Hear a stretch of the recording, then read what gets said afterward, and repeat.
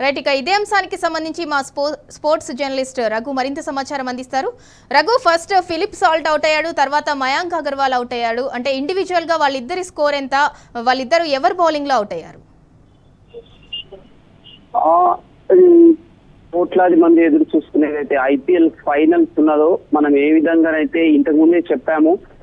చాలా interesting fight జరగబోతుంది ఫైనల్లో అహ్మదాబాద్ లోని నరేంద్ర మోడీ ఇంటర్నేషనల్ స్టేడియం లో అని చెప్పేసి ఎక్స్పెక్ట్ చేశాము.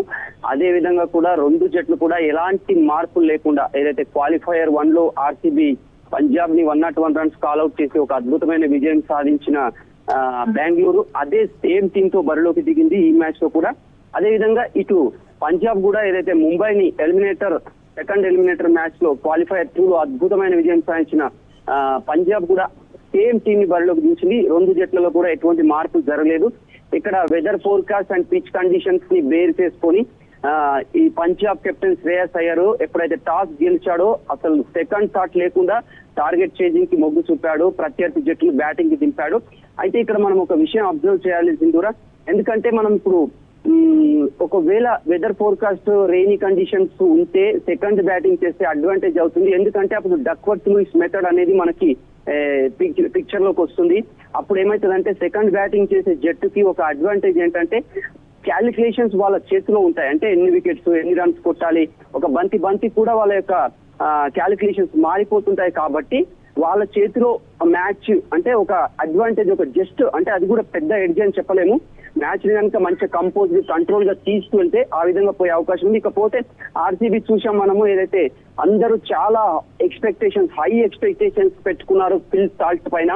గత మ్యాచ్ లో పంజాబ్ మీద అతను యొక్క 1 సైడెడ్ సునామీ ఇన్నింగ్స్ ఆడి గెలిపించాడు. కానీ ఈసారి ఫిల్ సాల్ట్ ని మనం అబ్జర్వ్ చేస్తే కనుక హర్షదీప్ సింగ్ ఫస్ట్ ఓవర్ లో మొత్తం అంటే లెగ్ సైడ్ బౌన్సర్లు, స్లో బౌన్సర్లు అటాక్ చేశారు. కానీ హర్షదీప్ కి దొరకలేదు సాల్ట్.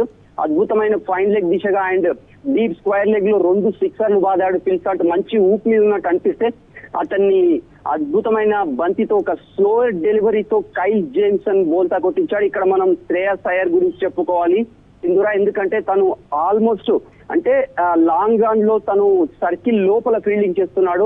ఒక 60 మీటర్లు వెనక్కి వెళ్లి అక్కడ కలిసి వచ్చిన అంశం ఏంటంటే బాల్ చాలా హైట్ కి వెళ్ళింది. అక్కడ ఎలివేషన్ దొరకలేదు ఫిల్ సాల్ట్ కి. ఒక భారీ షాట్ కి లాంగ్ రన్ లో ట్రై చేశాడు, కానీ అది మిక్స్ ఎడ్జ్ అయింది. దీంతో అంది వచ్చిన అవకాశాన్ని క్యాచెస్ విన్స్ ద మ్యాచెస్ అని ఒక పెద్ద ప్రొవర్బ్ ఉంది క్రికెట్ లో.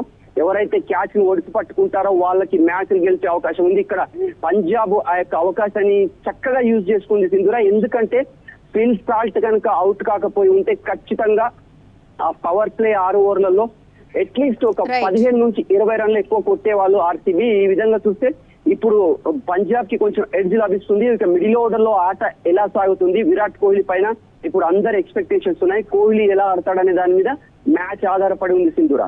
Right, thank you Raghu.